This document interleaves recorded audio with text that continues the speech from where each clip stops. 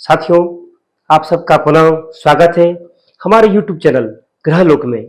मैं पंडित लोकेश पालीवाल आपके समक्ष उपस्थित हूँ मेष राशि का साप्ताहिक फलादेश लेकर। इसको सुनकर और इसको अपने जीवन में उतारकर यह सप्ताह आपके लिए बड़ा विशेष हो सकता है। अगर आप इन चीजों को फॉलो करेंगे तो निश्चित तौर पर मैं कह सकता हूं आपका यह सप्ताह पॉजिटिव रहेगा।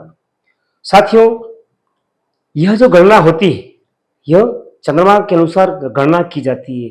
तो इस सप्ताह में आपकी राशि से जो गणना हो रही है चंद्रमा की, तो एकादश चंद्र यानी कुंभ में रहने वाला है चंद्रमा, मीन में रहने वाला है, मेष में रहने वाला है और वृषभ में रहने वाला है। तो इतनी राशियों के ऊपर चंद्रमा का गोचर मूवमेंट करने वाला है। इसमें विशेष बात यह हो रही है कि प्रारंभ में अर्थात 14 जुलाई से तो आपके राहु के साथ चंद्रमा है। जब भी ऐसी स्थिति बनती तो ग्रहण योग हो जाता है। फिर यहां से जब वो मीन में जाएंगे तो विष योग बनने जा रहा है ना। जब मीन में रहेंगे चंद्रमा तब शनि के साथ युति करने जा रहे हैं, तो यहां पर भी वो अपना विष्ट फल देने में असमर्थ रहेंगे। फिर देखें आगे के जब वो मेष में आ जाते हैं, जब वो वृषभ में आ जाते हैं, तब आपके लिए यह उत्तम कार्य, उत्तम लाभ और सभी चीजों में सफलता की युग बनेंगे। तो प्रारंभ के जो 4 दिन हैं, है ना, 14, 15, 16, 17, इन दिनों में आपको सावधानी रखनी चाहिए। सावधानी क्या, पॉजिटिव रहना है। जब भी चंद्रमा राहु के साथ आता है तो ग्रहण योग हो जाता है। मन जो है अनुकूल नहीं रहता है, खिन्न रहता है, विपरीत चीजें ज्यादा सोचता है, छोटी छोटी बातें भी मन पे बोझ लगने लगती है। तो आप पॉजिटिव रहें। आपके प्लान्स, आपकी आमदनी, आपकी यात्राएं, सारी चीजें प्रभावित होगी।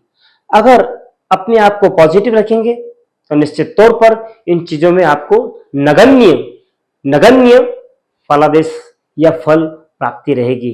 और अगर आप पॉजिटिव रहते हैं, सकारात्मक रहते हैं, तो निश्चित तौर पर आपकी आमदनी यथावत रहेगी, आपकी यात्राओं में आपको लाभ रहेगा, आपकी सोच पॉजिटिव रहेगी। तो ये चीज सब प्रभावित होने जा रही है। साथ ही क्या ध्यान रखना है आपको, जब आपकी राशि अर्थात मेष राशि से गणना करने पर एकादश राहु चल रहा है और वहां पर चंद्रमा गोचर कर रहा है, तो निश्चित तौर पर परिवार में अपने से जो बड़े हैं, विशेष रूप से बड़े भाई, बड़ी बहन, इनसे संबंध मधुर रखें, इनकी सेवा करें, इनको लाभ पहुंचाएं, तो निश्चित तौर पर आपका अच्छा होगा। फिर आगे के जो 2 दिन है उनमें अपनी यात्राओं को टालिए, जहां तक संभव हो उनको अवॉइड कीजिए, और करना ही पड़े तो कुछ उपाय करके आप यात्राएं करें, तो निश्चित तौर पर लाभ रहेगा। फिर जो लास्ट के दिन है उनमें तो आपके सब चीज अनुकूल हो रही है। आपकी जो सोच है वैसा ही कार्य होने जा रहा है, वैसा ही लाभ प्राप्त होने वाला है। तो निश्चित तौर पर आगे वाला समय आपके लिए पॉजिटिव बना हुआ है। साथ में देखिएगा कि गोचर में कौन कौन से ग्रह बदल रहे हैं। तो 16 जुलाई को सूर्य जो है वो मिथुन राशि से कर्क राशि में जा रहे हैं, है ना, फर्स्ट। सेकंड हम देखिए बुध 18 जुलाई को मार्गी से वक्री हो रहे हैं। फिर देखें कि शनि 13 जुलाई को ही वक्री हो गए। तो इनका अपने जीवन में क्या परिणाम प्राप्त हो रहा है ना। तो जहां सूर्य जो है अपने से तृतीय थे, अपनी राशि में गणना में तृतीय थे, वो चतुर्थ होने जा रहे हैं। तो कुटुंब में आपको सब चीजें विशेष ध्यानपूर्वक कार्य करने होंगे, है ना। कोई भी नूतन निर्माण कार्य वगैरह करें, सोच समझ के करें। कहीं इन्वेस्ट करें तो सोच समझ के करें। बाकी आप विल पावर नहीं रखेंगे, आत्मबल नहीं रखेंगे तो विफलता प्राप्त होगी, है ना, मनोबल निर्बल हो जाएगा। साथ ही हम बुध की बात करें तो बुध भी जो है वक्री हो रहे हैं। तो वक्री होने पे वो पीछे की चाल स्टार्ट कर रहे हैं। तो निश्चित तौर पर आपको अपना मान सम्मान पद प्रतिष्ठा पराक्रम पे विशेष आपका फोकस हो जाएगा, है ना, परिवार से ज्यादा वो हो जाएगा। तो इन चीजों को आप बैलेंसिंग रखें तो निश्चित तौर पर अच्छा रहेगा। फिर शनि की बात करें, शनि भी 13 जुलाई को वक्री हुए हैं, है ना, तो वो आपके व्यय में अंकुश करेंगे, है ना, और आपकी प्लानिंग में, आपके धन में वो वृद्धि करेंगे। तो यहां पर यह चीज पॉजिटिव बनी हुई है। तो इन चीजों को आप मैनेज करके अपना सप्ताह निकालें तो आपका अच्छा रहेगा सभी चीजों में। फिर हम बात करें कि हेल्थ के बारे में, तो सबसे जरूरी है हेल्थ। हेल्थ है तो सब कुछ है। तो हेल्थ में क्या ध्यान रखना है अपने को? सबसे जरूरी है मन को पॉजिटिव रखना, है ना।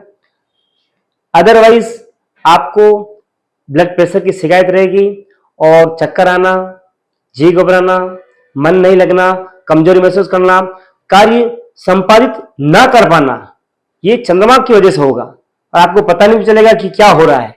लेकिन पॉजिटिव रहें, अच्छा रहेगा।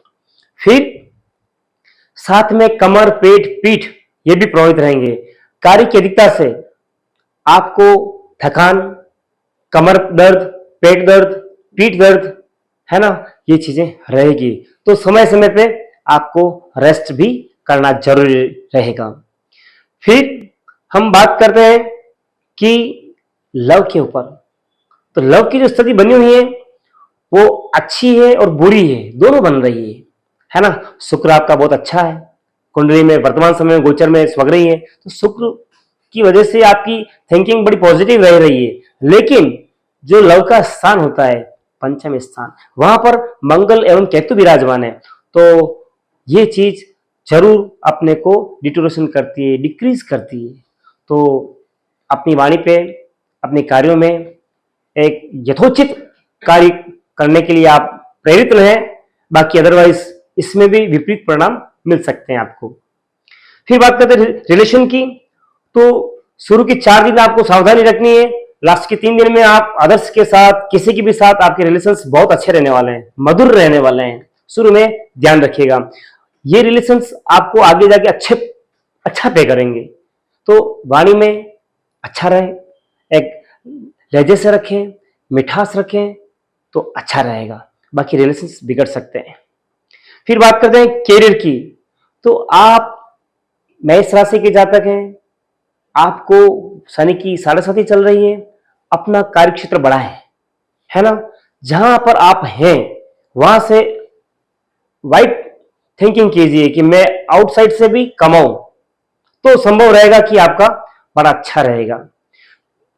क्योंकि दशमेश राज्येश शनि है, द्वादश भाव में गया है ना, वक्री हुआ है। तो अगर बाहर जाकर या बाहरी कार्यों से, है ना, आप क्या कर सकते हैं उसके ऊपर चिंतन करें और कार्य करें तो निश्चित तौर पर आपको बिजनेस में, कैरियर में लाभ रहेगा। फिर मैरिज की बात करें तो मैरिज की जो स्थिति बनी हुई है निश्चित तौर पर अनुकूल बनी हुई है ना। क्यों बनी है? क्यों कि आपका जो राशि है मेष राशि, तृतीय बृहस्पति अपनी पंचम दृष्टि से सप्तम भाव को देख रहे हैं। जब भी सप्तम को अगर बृहस्पति देखता है तो अच्छा योग बनता है। तो प्रयासरत रहे, हो सकता है कि जल्दी रोका और जल्दी ही विवाह हो जाए। एवं बात करेंगे यदि आप छात्र हैं तो यहां पर भी जो है स्थिति जो है विपरीत बनी हुई है ना, स्थिति विपरीत बनी हुई है। क्यों? पंचम स्थान होता है विद्या, बुद्धि, अध्ययन का, वहां पर मंगल केतु की जो है अंगारक योग बना हुआ है। तो अगर आप अपने को आपको बदलते नहीं है, अपनी क्रियाकलापों को बदलते नहीं है, तो निश्चित तौर पर आपको मेहनत करते हुए रिटर्न नहीं मिलेगा। फोकस रखें, अच्छी मेहनत करें, संगति सही रखें और परिवार की चिंताओं से मुक्त रहें। अगर आप परिवार की ज्यादा चिंता करेंगे और अध्ययन करेंगे तो निश्चित तौर पर जो प्राप्ति होनी चाहिए अध्ययन में वो मुश्किल रहेगी। तो ध्यान रखिए इसमें भी। फिर बात करें हम भाग्य की, लक की, स्पिरिचुअल लाइफ की, ये आपके लिए 100% अच्छा बना हुआ है, शानदार बना हुआ है ना। आपके इस चीज में अगर आप देवताओं के, है ना, घर पे बुजुर्गों के आप आराधना करते हैं, उनको प्रणाम करते हैं, पूजा करते हैं, पाठ करते हैं, जप करते हैं, तो निश्चित तौर पर इन चीजों से आपको इनडायरेक्टली ऐसी पॉजिटिव एनर्जी मिलेगी जिससे सब कार्य पॉजिटिव रहेगा, अच्छा रहेगा। बृहस्पति की सीधी सप्तम दृष्टि भाग्यभाव पर पड़ी है, तो आपके भाग्य में वृद्धि कर रही है। वहां पर भी बृहस्पति का खुद का घर है, तो निश्चित तौर पर यह आपके लिए अच्छी बात है। फिर बात करते हैं हम कलर कौन सा अच्छा रहेगा। आपके इस सप्ताह में कौन सा कलर आप यूज करें जिससे अच्छा रहे, तो उसके लिए येलो है, पिंक है और कोई भी लाइट कलर अगर आप यूज करते हैं अच्छा रहेगा। लक जो है आपका 90% 80% सपोर्ट कर रहा है। अब उपाय क्या करें कि जिससे इन चीजों में अपने को विशेष फल की प्राप्ति रहे, तो सबसे सुंदर और अच्छा है, राशि स्वामी भी आपका मंगल है, मेष राशि का स्वामी मंगल होता है। मंगल वर्तमान समय में आपकी कुंडली के अनुसार जो है सभी के केतु के साथ ग्रसित है, तो आप हनुमान जी के, बालाजी के दर्शन करें, संभव हो तो वहां पर चोला चढ़वाएं, आंगी करवाएं, श्रृंगार करवाएं, गुड़ चने का भोग लगवाएं, केले का भोग लगवाएं, भक्तों में बांटें, स्वयं पाएं, तो निश्चित तौर पर एक छोटा सा उपाय आपके लिए बहुत मील का पत्थर होगा और आपको जो चीज सोच रहे हैं अनायास प्राप्त होगी। धन की प्राप्ति के बराबर योग बने हुए हैं। आपके विचार अनुकूल होने चाहिए। खाने पीने में आपको खट्टा मिश्रित पसंद रहेगा, है ना। तो इन चीजों को सबको अगर आप मैनेज करके चलते हैं तो मैं सोचता हूं ये सप्ताह आपके बहुत अच्छा बनाएगा, अच्छा रहेगा। घर परिवार में, स्वयं में, जहां जाएंगे, जो आपके साथ जुड़े हुए हैं सभी के साथ वेल रहेगा। धन्यवाद, प्रणाम।